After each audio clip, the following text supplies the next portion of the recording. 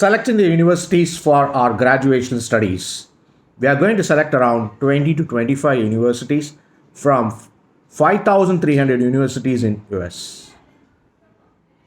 We are going to use factors such as rankings, location, return of investment, GRE waiver, curriculum, and other miscellaneous factors.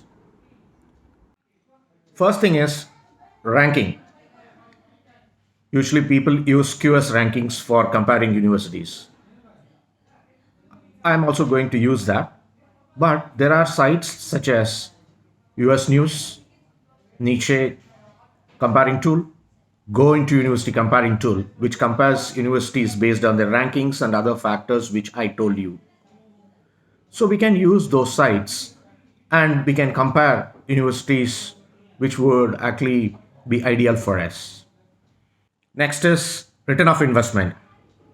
Return of investment is how much we have spent during our course of study, including our own expenses, and how much time we are going to take to earn this money after graduation or even during graduation time.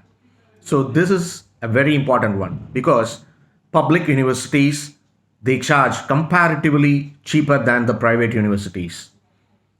In US, I would say we have to categorize as costly, costlier, very costly. For example, universities such as University of Delaware is comparatively cheaper. Likewise, Oregon State University, Iowa State University, which are public universities, are cheaper compared to universities like Boston, Northwestern, like that. Next is curriculum of study. We have to give a thorough study as far as the curriculum is concerned.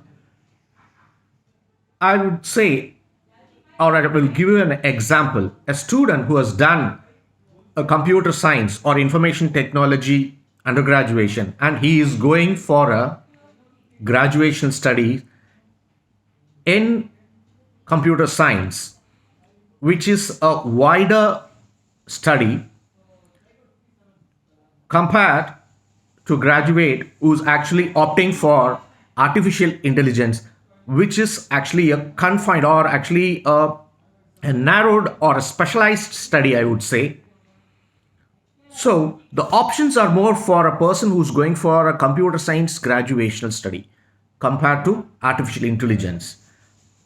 My experience is, if we are very clear about what specialization we are planning to do, then it's best to look out for universities which are giving specializations like artificial intelligence, cyber security, network security, like that. And some universities, they are providing around 52 credits to finish your graduation. Generally, they give around 30 credits for finishing your graduation. For each course, there will be 3 credits for each course. So maximum of 10 subjects you might have to study, which generally happens. Some universities like DePaul, they are giving 52 credits. For each subject, they give around 4 credits, around 13 subjects. So when you instead of learning 10 subjects, you'll be learning 14 subjects. These things we have to take into consideration. This will help a student in securing a job or an intern and even a visa too.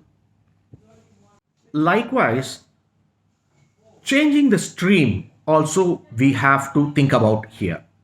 For example, a student who has finished his Bachelor of Engineering in Electronics and Communication stream is opting for a Computer Science Masters, then he might have to do certain prerequisite courses in some universities, not all.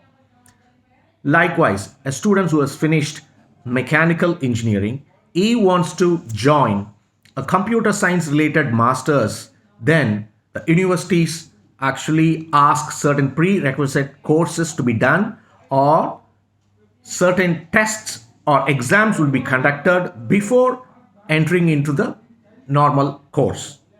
So those things also have to be considered as far as the curriculum is concerned. Next is visa acceptance rate.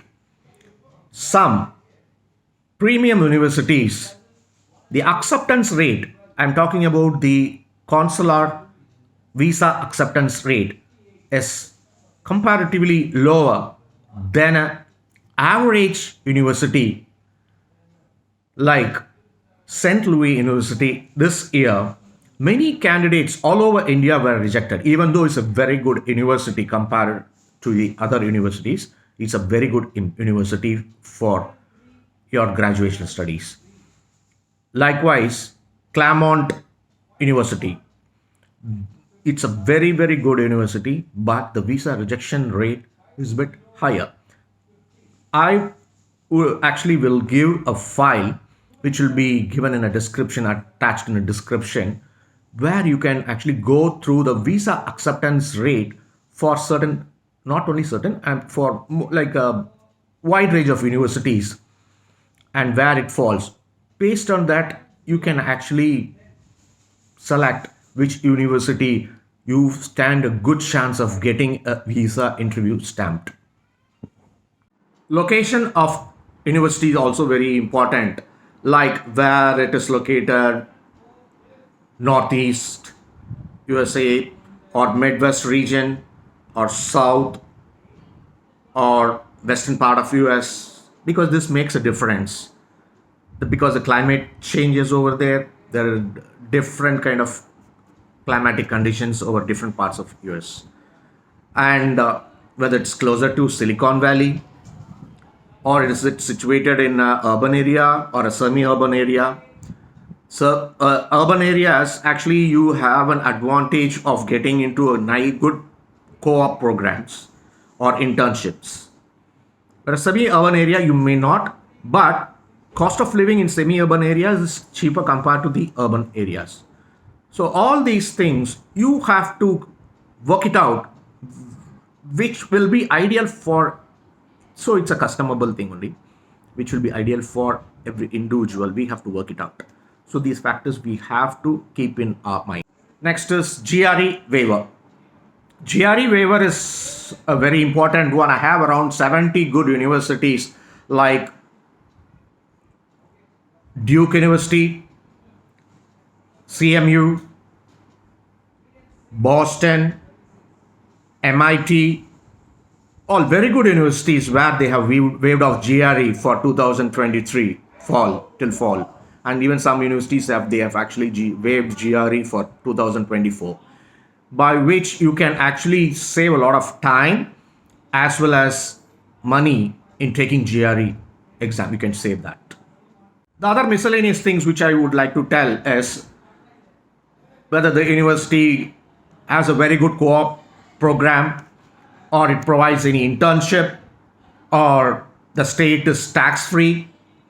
Like Delaware, it's totally tax-free. You can use that to your benefit. And a Northeastern University, they provide co-op programs. In fact, many universities provide co-op programs. The specialty about Northeastern University is actually you can take a co-op program at any semester, whereas other universities you can take only during your summer semester mostly. So those things also should be considered while getting or selecting universities are concerned. Now, after having all these factors, ranking, return of investment, curriculum, visa acceptance rate, location, now we should be able to select around 20 to 25 universities of our choice, where we might fit in. Now we come to the shortlisting of universities. From 20 to 25, we have to shortlist around 7 to 10. For this, actually, we can categorize into two. One is very ambitious, the other one is good. Very ambitious, it's a bit difficult, I would say, where we stand a very little chance, but not impossible. to get into. Likewise, very good, where we stand a very good chance of getting into, that is also not sure. So we can categorize like that and select 7 to 10 from the selected university. Shortlist 7 to 10 from the selected universities. I will provide you a worksheet for that and a sample video how this processing using the factors which I told before to arrive to 7 to 10 universities.